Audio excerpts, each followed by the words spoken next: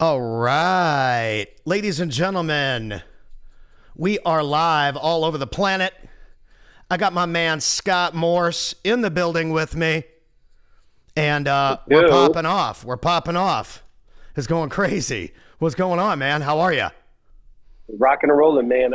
Immediately to my right, we have a brand new class of 17 kids. Oh, So dude, I love they it. just started yesterday. So it's like extra energy and everything in here right now. So Dude, it's on fire. that's the whole game, and I think that we were talking about it beforehand. And that's the whole point of we want to start doing these. We want to start talking about what it really takes to run an operation in real estate, what it takes to stay consistent with your marketing, and letting people get to know you as a CEO, which is extremely important. The last 3-4 years we've known each other, we've seen this incredible advancement in communication to where CEOs can now be at the forefront, at the stage and at the keynote speaker position representing their companies. We've seen it since Steve Jobs, and I think that has filtered across all industries now. And so as a leader in your category, we want to make sure we shine a light on how people can be served by you and your team. And people might see your operation now, Lamasu Leads, the outbound cold calling Jedis, and they might say, oh, well, Scott's got it all together and X, Y, and Z. And that's never the case. So explain to the people out there that don't know you how you got started in this and what this looked like 4 or 5 years ago. Yeah. Dude, you hit it on the head because it's constant refinement, nonstop, relentless, day after day after day, even after all these years. But this, I think, is like the old adage that all good products come from big needs. Mm-hmm. And so this was an accident, Pat. I got heard about the wholesaling and investment space like 5 years ago after having a couple other successful call center-based companies. And I outsourced, and everybody sucked. And I was just like, there's no way I'm going to let this moron or this team be my first impression from my sellers. Like, it just rubbed me the wrong way. I was like, I just couldn't personally find somebody that I trusted to be the impression that I would never be able to replicate. They talk to this person, all of a sudden I pick up the phone. I couldn't stand it. And so ultimately, after trying a couple of different partners out there, I said, I'll just do it my damn self, Pat. And so I started a small team, and then other people wanted it. And before you know it, 4 or 5 years later, we got this behemoth behind us. It's amazing. And I remember making, songs with my guitar 10 years ago. I was singing about the old hometown St. Louis hockey team, and we always got eliminated in the first round. We had never won the Stanley Cup, and I made those for years just to be funny. And then one year in 2019, they ended up winning the Stanley Cup, and Grant Cardone was sharing my videos, and Gary Vee was sharing my videos. We met shortly after, and I think that showed me that there is a need for this. CEOs do not have time to be updating their Facebook and their Instagram and their TikTok and their YouTube every day. Their face needs to be everywhere. And so similar to you, I'm like, man, there's so many business owners that need us. How do we serve these people? And I realized we got to be there for them every single day. We have to be there for them every day. And you guys understand this because people are probably on your dialer systems every day looking at what got done. Yeah, and it's serving it. And also too, trying to find that mix from the CEO world, guys who aren't overly passive. I think in the REI space specifically, you can have some CEOs that are detached from their sales director or sales floor. And so we like to give them tools so that way they can be engaged, because I think it's not what people don't do what you expect, they do what you inspect. And so it's not only us inspecting our own performance, but us giving the CEOs tools to be able to have better insights into their own closers' performance and kind of bridge that gap where it's just like cross accountability, no matter from the very initial call to that very last signature on the document. How do we increase accountability and transparency? Yeah, I love that analysis, dude, because with us, we integrate with social media teams. And so we want to present you in your style. We want to give you the tools that make it easier for you, but we want you to be you. And one thing that you have that, in my opinion, a lot of people are shy from is just getting on camera all the time. Why is that so important? I mean, you clearly understand that. How can we help other people understand that it doesn't need to be a perfect setup. It doesn't need to look perfect, sound perfect every time. You want to present yourself as professional, but you got to start. People need to know who you are.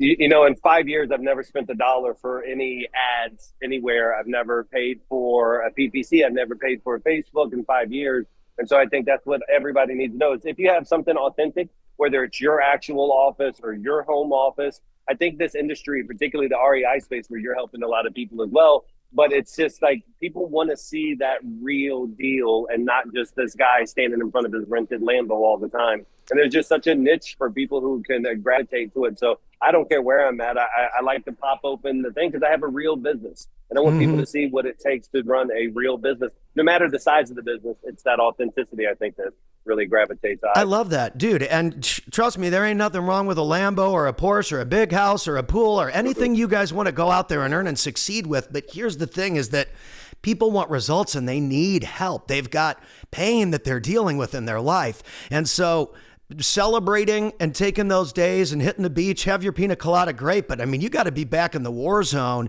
And I think that you need to instill in your brand that discipline and accountability for people to see, because this ain't all sunshine and rainbows. And Rocky Balboa wasn't the first person to say it. It's just common sense. Yeah. And also too, I've never been in the industry until I got into this space. Like I've been in high ticket sales for 24 years. I've never seen a volatile industry like real estate. If somebody would have told me before I went into it, I would never have fell in love with it. It's like falling in love with somebody who's got a drug addiction. It's like, oh, sometimes it's good, sometimes it's bad. And it's just a roller coaster. And so that's why I think the attentiveness that really you need as a leader in this space, it's full bore, because you close your eyes just for a little bit before you know it, something's changed. A law is being changed, a regulation, a marketing channel is collapsing. The seller awareness to the economy, there's a gap there that tends to be in either direction. So you'll go through cycles where customers just aren't aware what the investors know.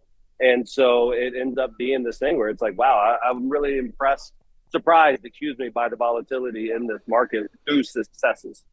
Dude, and there's so much opportunity for everyone to take advantage of that. And this is where this is a great piece in the conversation. When you install a system that is team related, someone that's a category expert, and they are able to execute a process for you like what you guys offer, this can increase your efficiency and your output by 10, 20, 30, 40, 50 times. Explain how this works. We've got so many people out there driving for dollars on their own, making their own phone calls and X, Y, and Z. There's nothing wrong with that. But when you really want to scale, you've got to bring in other people. Yeah, you do. And at some point, you're going to have to be able to trust some experts out there and then maybe appreciate the level of aptitude that they have at that skill set based off of your communications with them. That's the reason why I want to talk to every single person. I interview potential customers just as much as they interview us, because the level that we've had to grow our BI tools, which stands for business intelligence tools, the high velocity enterprise dialer, all this cost and infrastructure spend that we've had, it really allows somebody to say, okay, cool, my business has multiple legs. I have marketing, I have sales, I have disposition, my finance. I want to be able to take at least a chunk of this leg and give it to somebody so I can focus on my most important thing, which is sign contracts. And so I think it's just finding a reliable partner, no matter what your marketing channels, whether it be mail or PPC or outbound lead generation. We don't call ourselves cold call, we call it outbound lead generation. But if you're going to have that trusted partner, now I can focus on this other thing, which is the most important, which is getting deals signed. Well, and I think that, being an organic marketing guy, a lot like yourself, we've done a really great job of getting referrals and handshakes and all of that, and it's really helped us build our business. And it's all come from that outbound organic, just putting ourselves out there, getting people results, getting people on stages, getting them views, getting them leads, getting them deals, and really over time growing that trust and that accountability. You scroll through somebody's page and they've posted every single day for 6 months. You can't fake that. 100%. Yeah, and it's the same thing with calls. People that use your service can go in and they can look and see if someone made calls or not. This is not hard. Yeah. Well, they know because the CRM's ringing and saying, bing, new lead, bing, new lead, bing, new lead. We do about 2.3-ish million outbound dials a month out of here. So we're definitely putting in our reps. That's the whole game is reps. And I think that people shouldn't be afraid to put in the early reps, the ones that hurt, the ones that it feels like you're not getting results, you're not growing, you're not shredding down, you're not closing anything. Those are the ones that really matter the most, because you're going to start to see it. You're going to start to feel it. You're going to see the results. You got to put in that 30, 60, 90 days just to get over that initial hump. How can we inspire people that are out there? They've maybe got 5 to 10 deals a month. They want to be doing 20. What do they need to do? I don't know if you're doing 5 to 10 deals a month already. I don't know if it's inspiration as much as processes. I think that a lot of times it's, if I could go, and this is maybe not even at a service of my business, but if I were to go into any wholesaler investor's business, the number one thing I would do is help them nurture the existing leads that are already in there.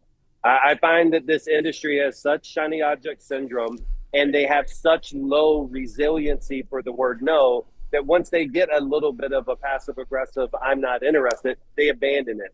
Yep. And so I think there's just so much money sitting in people's CRMs. Like, let's clean it out. Even if nothing else, let's clean it all out and then start diving in. But if you're doing 5 to 10 deals a month, I think the whole point is, how can I add a channel to help me do another 3 to 4 deals a month? And this other channel do 3 to 4 deals a month, et cetera, et cetera. Right. Because I think that, at least this was for me. I had never made any money till 3 or 4 years ago, and that's fine. And I finally started making some cash, and I'm like, oh, I got to save every dollar. And then you get to the end of the year, and you're like, I should have put that back in because now I owe X amount of dollars in tax. And again, these are things you learn. We've all been through it. So I got to pay my liability, I could pay my dues. I don't want this mistake to happen again. Who do I need to talk to help myself invest back into my team and my growth and my software and my this and my that? I need podcast equipment. I need to be doing more outbound podcast. I need to be streaming with everybody. You start to think, okay, well, man, I paid a hefty fee here based on finally making some money. That money should always go, like you said, pick a channel and start to grow that new lead flow. I think that people start to make a couple bucks, at least me personally, and I've seen this across the board, and they're like scared to deploy. That was kind of why I brought that up. Maybe that 5 to 10 deals, and you're like, okay, well, I'm finally making money. I just want to play it safe now. I'm good with this. That's a nasty recipe right there sometimes.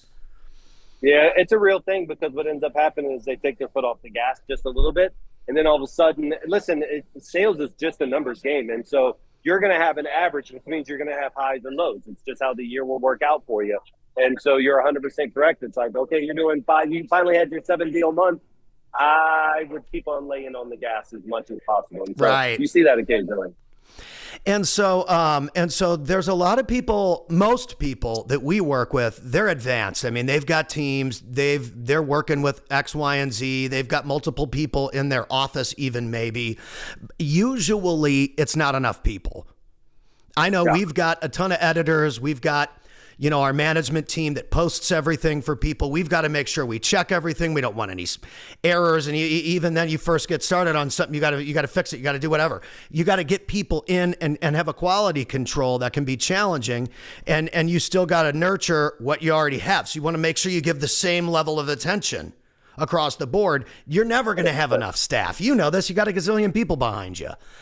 Why is it important for people to start to use these virtual systems, these virtual teams? Because I had to do it with editors, so that you can take a piece of your workflow, and that workflow you turn around 8 hours later and you review, and it's done for you. You turn around because day after day after day after day after day, I've bought myself hours and hours and hours and hours of time back by building my own editing and distribution team. And like you said, I had to build it for me at first. And then everyone else was like, dude, you're really consistent. How'd you do that? How did you do that? And I'm like, well, dude, I had to do it all myself at first. And then I had to train team members, but it's not enough. We need 1 million more editors. We want to work with everybody. We want everybody posting on social media. Yep. How much fun is it for someone who feels completely overwhelmed when they call you and they say, Scott, I can't do this like this anymore. And then 6 months later, they're like, I'm so glad I called you. How good of a feeling is that? Yeah, it's a good feeling. The hardest part is getting past people's egos in the beginning. Because a lot of times it's like they're going to a psychiatrist. They don't really want to say the reason why their husband and wife are cheating and that she feels abandoned or whatever. And so Hmm. I'll have to work through it with people who are like, oh, I've had some cold callers. Cold caller never worked out for me in the past. It's like, no, you hired a guy in Pakistan who you never trained, and he had his own data, and he was sharing that with 7 other people. And you never So it's like monitored him, and right. never monitored, and you really suck at leadership, but you're great at investing and rehabs, and so that's a thing. But once I can get past that, and we can understand what their true needs are, man. It's so cool because I got my number one client this month. He's a guy named Joe Theriault out of Massachusetts. He's had his 9th deal so far for this month. Mm. And he lives in a house from Lamasu because he sent us like a year ago. He said, hey, man, dude, I really want to buy a new house. Here's all my preferred zip code. Can you bang on this zip code? I'm trying to find my dream house. We find him his dream house. He's got a jujitsu studio downstairs now, jacuzzi, his whole life. He's doing great. And it's like, he's one of my success stories that I just love so much because he stuck with us. He never gave up on the process. He had been burnt by cold callers before. And every night he goes to bed in a house created by Lamasu. This month, just from my marketing channel, he's got 9 deals. It feels great. Dude, I would never shut it down for guys like him. There's just certain clients that if I were like, you know what, I'm going to go into a completely different vertical, I'd always keep it open for a guy like him because I just enjoy his success so much. Totally. And dude, this whole real estate community has completely changed my career. It's completely put me in a whole new trajectory. I run my whole company here out of my house, and the whole second floor is studios. Guests can come here. There's 2 guest bedrooms. There's multiple studio rooms. You can do podcasting. You can do your vertical stuff. And it's like, I learned all of that stuff from hanging out with real estate folks because they are always investing in other people because they know that it's a relationship game. Without another person, there's no transaction. Without me helping you make money, I'm not making any money. Without helping you get the word out about what you can offer, I can't fund deals. Without, you know what I mean? Or I can't have my cold callers handled or whatever it is. People in real estate, I've never been around another business community that supports the other person, even if they're your competitor, maybe, like the real estate community. I've never seen anything like it before. It blew my mind. And the first mastermind that I went to, I was just like, I'm going to devour all these fools. What do you mean you're telling me all your little mark? My mindset was just from all the other industries I've been in, which is literally we just kill and devour and destroy. And, and then what it was is I didn't appreciate how many more deals you can get done with people's knowledge bases or their social networks. Yeah. So it's way been more beneficial to be collaborative than competitive. And then I also underestimated the actual size of the industry itself. Like there's just so many deals and so much opportunity. So it's way more synergistic than I thought. But just like you in the beginning, I was like, why is this guy standing in front of the room telling me exactly which marketing channel and his zip codes that are performing the best? Right. And it's because the more people that are active, the more win. The other thing is it's good to give that information away because, and Gary Vaynerchuk has said this, dude, like 98 point something % of people will do nothing. True. That is part of the reason why I'm so passionate about the social media thing. Because, dude, if the guy from the corner of the bar can go from playing for 13 people to 10,000 people at Mandalay Bay because of some real estate guy, what can you do out there? And so all you got to do is find the right people, bring the right value, and fill the right hole. People trying to reinvent the whole wheel. Hey, listen, if I got to serve coffee and tea and water to sit at the right table, yo, man, give me the cook's hat. I don't care. Let me put some gloves on. Why is that so important too? To just get out there and deliver value every day. Well, listen, it becomes your passion, right? At this stage, I have such a beautiful team here, and it's autonomous enough that I don't need to be here. I choose to be here. It's like riding a jet ski. Some days the jet ski's got a little bit of smoke, but the rest of it, but it's always fun. It's always like riding a jet ski. So for me, this is a bit of a passion project, being able to see these kids change their lives too. I think that was a surprise for me for sure, Pat, which is I'd never been around a group of people that were more collectively appreciative for a job opportunity until I moved off into another continent. It's a different cultural vibe. These kids know that this office doesn't exist anywhere else in the state. And so this is something they should hold on to and give their best daily. That's amazing. And our editors, who you know some of them, they're Yep. all located in Venezuela, which is South America. Nice. And Yep. Right down the some street. days they have power issues, and some days they have this Hmm. issue and that issue. The circumstances down there for them are really unfortunate in some days. I mean, I've mailed them iPhones so they can make sure they're communicating with our clients on WhatsApp or on iMessage. We use Discord a lot. And we've found all kinds of ways to make sure they've got power if power goes out, and internet when internet goes out. And I've never had to let one person go from the team. I've got all the people that were the original VAs that I first hired when I found out what VA stood for. And I think it's so important for people to realize that you can train people if they're great people. And there is something about those folks down in South America. They outwork people virtually in a remote situation. It's just not even close. It's 10-1. Yeah, it is. For and, me personally, again, I mean, we've compared it to output from American editors or me as an editor even. And it got to a point where like the guys were beating me. Like I couldn't beat the guys on output, and I'm pretty fast. yeah, That always feels definitely good when you get beat in a sword fight by your own Jedi trainee. yeah, it is good, man. It's good, and it's the work ethic, and again, I think it's just the follow through that a lot of kids down here naturally have. It's like, okay, I'm just going to go all out until the time clicks. Now, listen, when it's a holiday, this ain't like in the States where you'll be working a holiday. When it's a holiday, daggone it, we close. We got to Yep. close down because they're going to be doing something with their family, and so it's just they leave it all out on the field when they're at work, and they leave it all on the field with their family, and I'm happy to support that. Dude, that's great. And again, it's like the appreciative messages I get from the crew is really inspiring, because I remember when I was begging for opportunities. And all over Hollywood and all over San Diego and San Francisco, I couldn't buy a gig at certain places. And it was the entrepreneurs and the business owners that were like, God, this guy's got some nice talent. Like, these ads are funny. The skits are fun. Let's give him an opportunity. And I found that so interesting. And looking back now, it's really not surprising to me, because business owners and entrepreneurs are used to getting their teeth knocked out and coming at you round after round after round. And they can see when somebody has taken a bunch of shots and they're still going after their thing.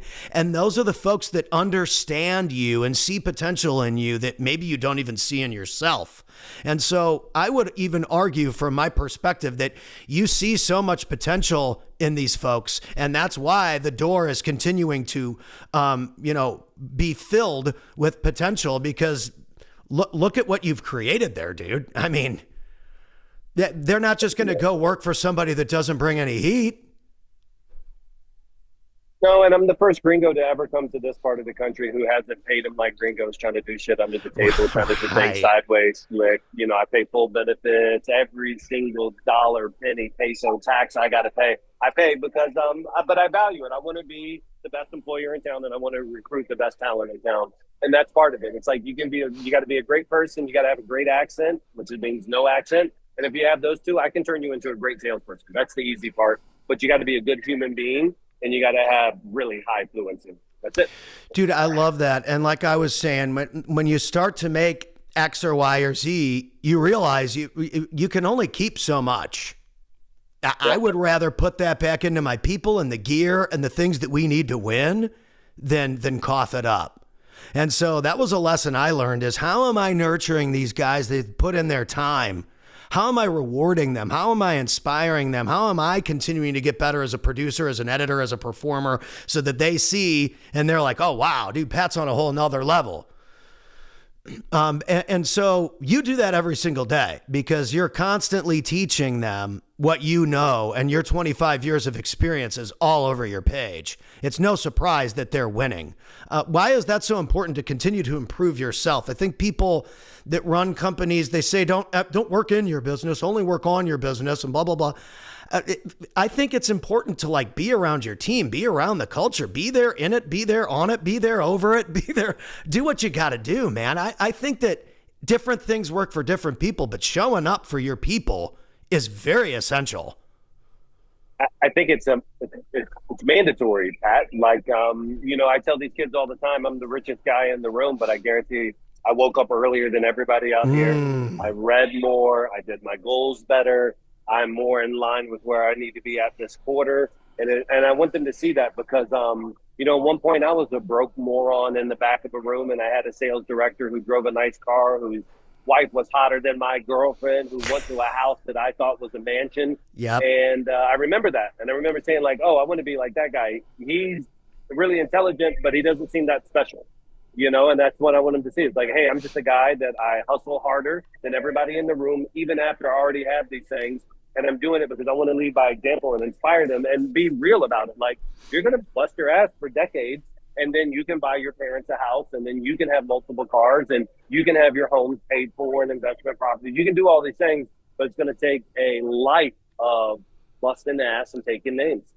Well, and another misconception is people think that once you get to a situation to where you got a nice car and you got a house or you got, a pool, or you can take that time that everything just stops and that you don't do anything anymore. That is so false. You got to do 100 times more.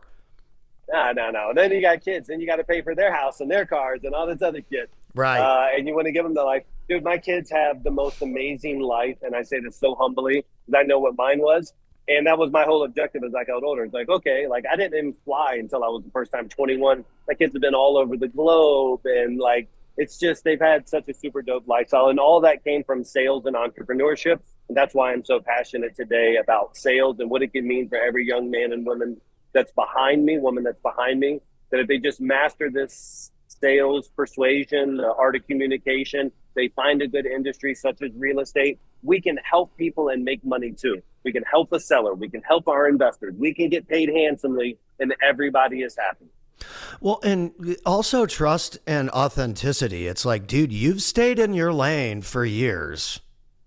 Yep. You've stayed in your lane. You focused on becoming the expert in that category. And I mean, you own that pillar of that category. I don't know anybody that does it better than you.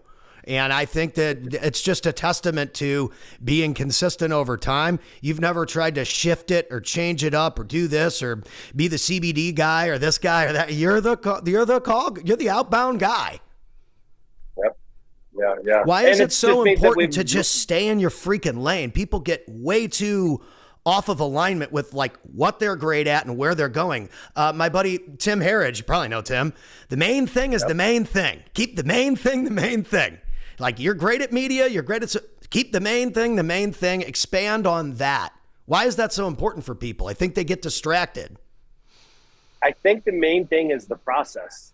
I think the product is the second thing. And so I'm a mousetrap type of guy, Pat, which means that right now, this is just the mousetrap that's providing the most opportunities, but it's the process behind it, because we could insert product here. We could literally shut it off with a light switch and start it up tomorrow, or whatever other industry.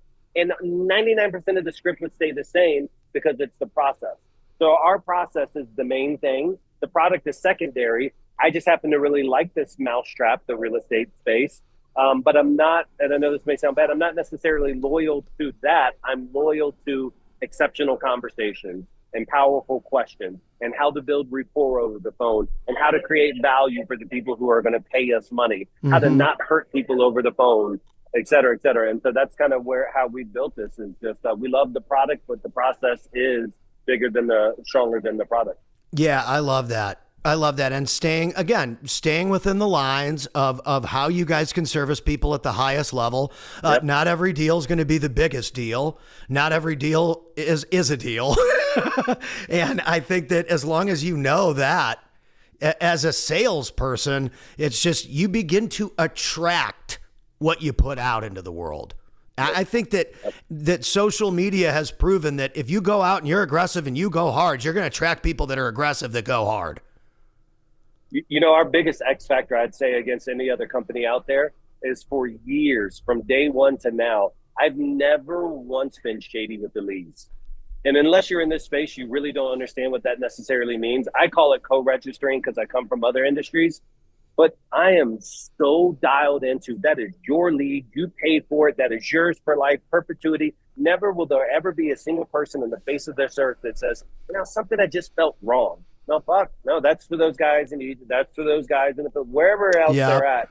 But for me, I just believe in like, hey, man, this is yours. We're in a partnership together. I'm not taking equity, but we're in a partnership. I want that guy, Joe Derriotto, he's been with me almost 4 years.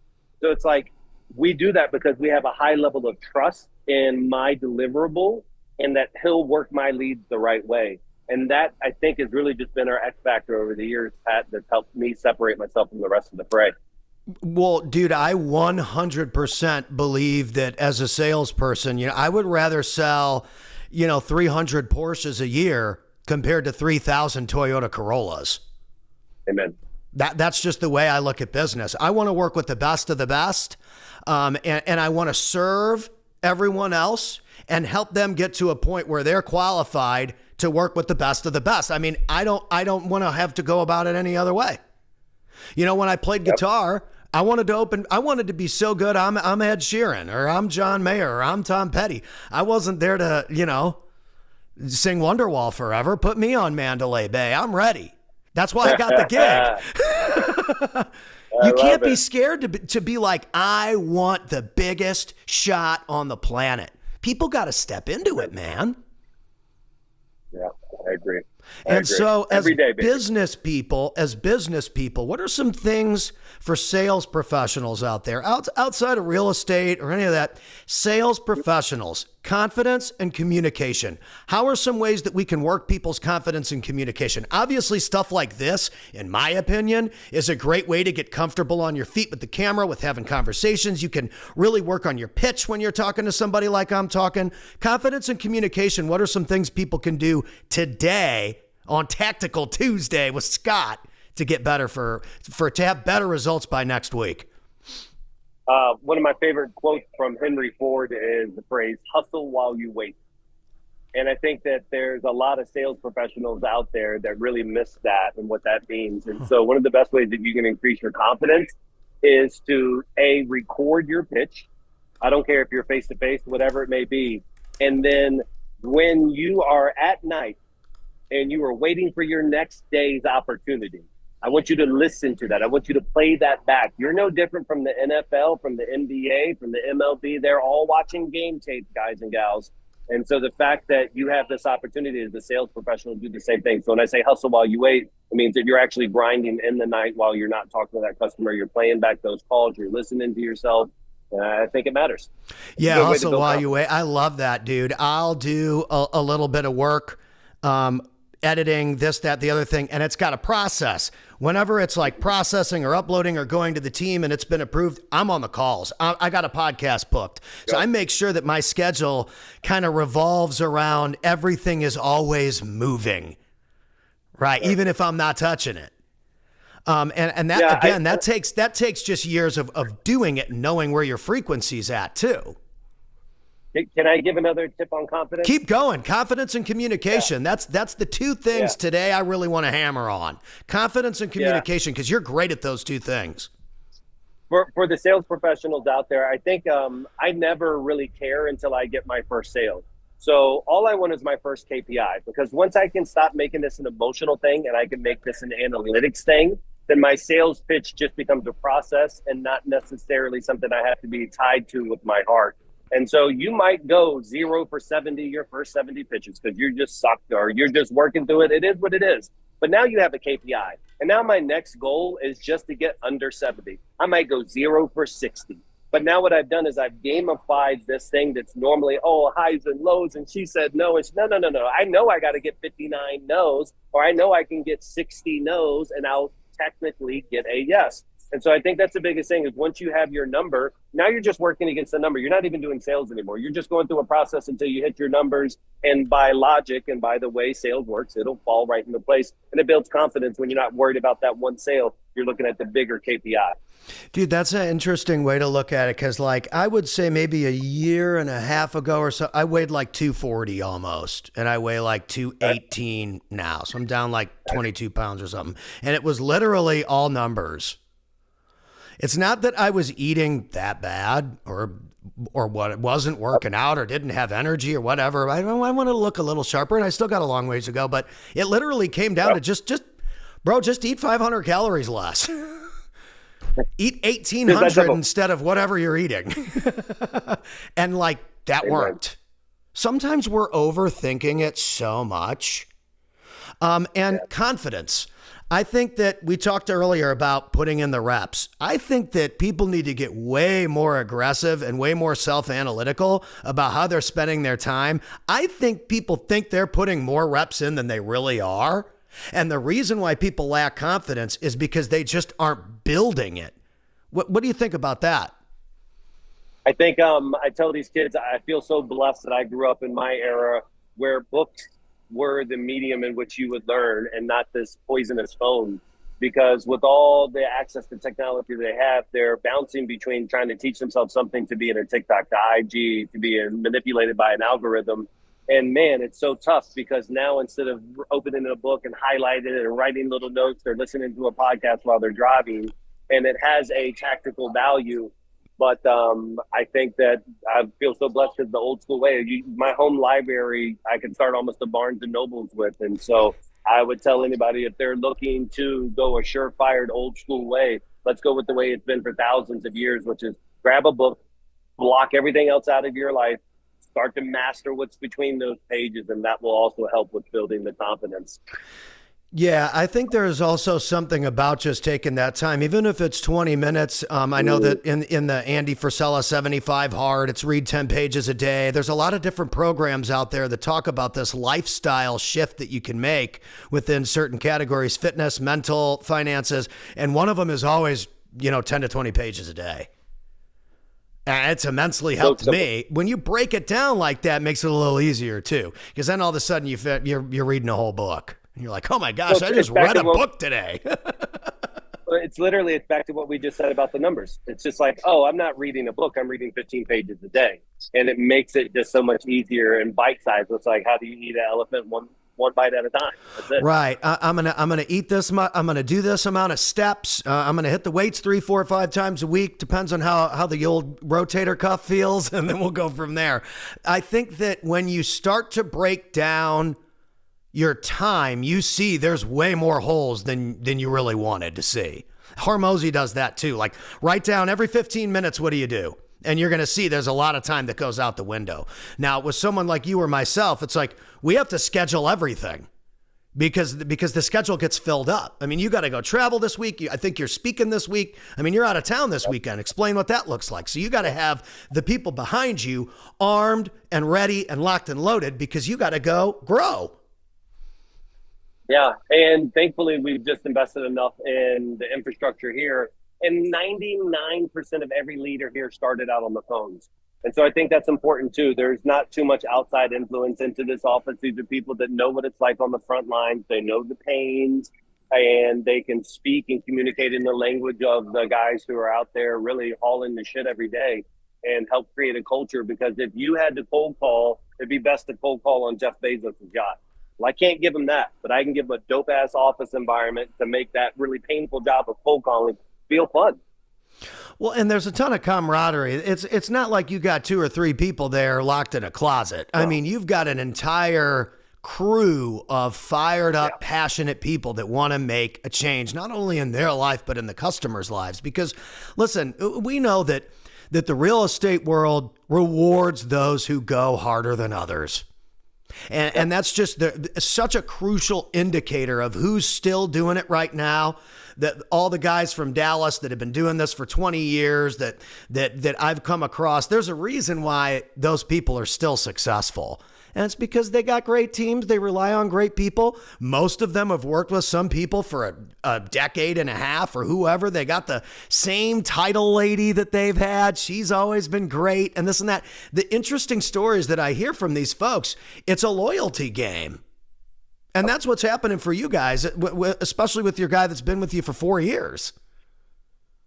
Yeah, our affiliates are like that, and our employees are like that. My COO, she started maybe 4 months after we opened, so about 5 years ago now. Wow. I have a handful of people who have been here 4 or 5 years, and it's not just because we're the highest paying in town, although that's an impact, but she just got her opportunity to go work and live in the United States. And for somebody to turn down what's been a 20-some year wish to be able to do that, to all of a sudden be like, you know what we're building here is a little bit more special.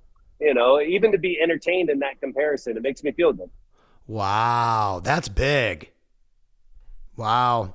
Well, I mean, look at that. That's cool, man. I mean, and again, and I've heard this from a couple stages, and I really liked it because the people that said it were so successful, and it's a testament to why they're successful. And that's that if you get to a certain point and you can prove it to yourself that you can earn what you're earning, the best thing that you can do is help other people get to that level. Nothing feels better. And to get, like you say, you get a call from someone and, hey, I got this other opportunity offer, but man, I want to stay with you, man. Because you got me here, you changed my life, and what can I do to make it better?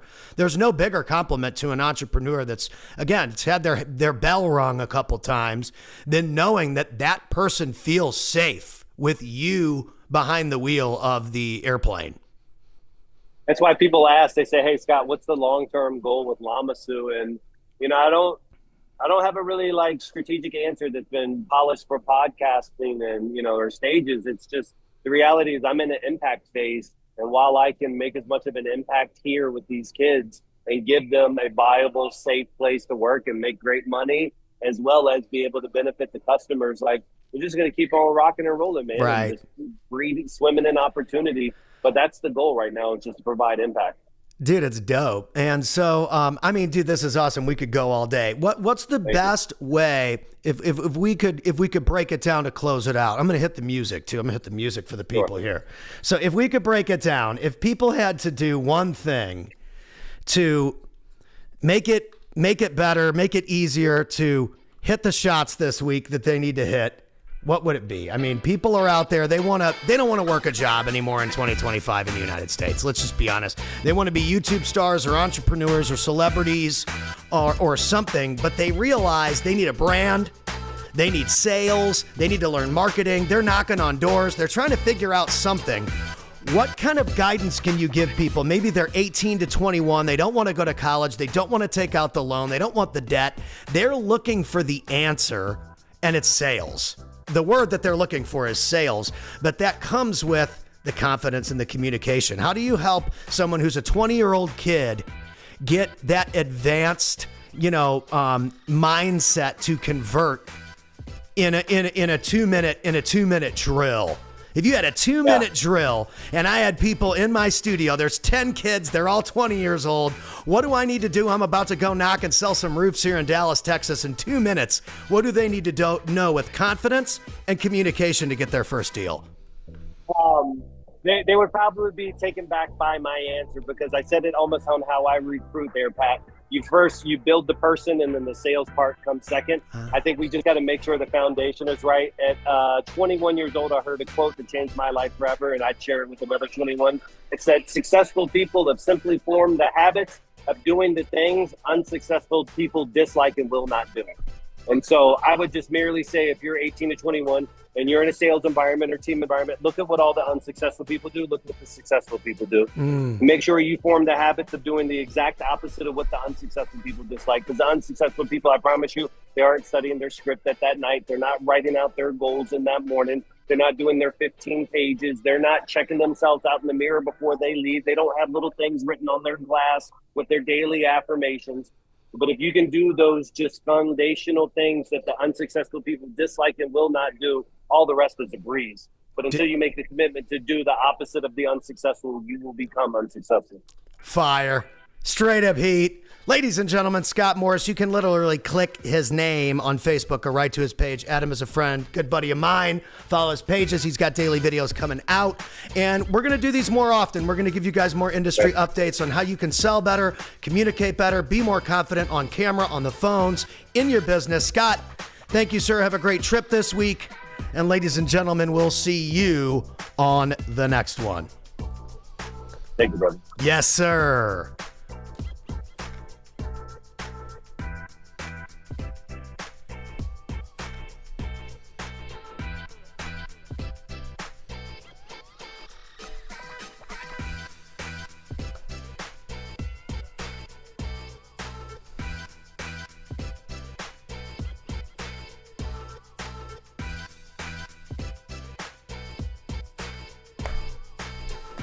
Cool. Rock and roll, dude. Thanks.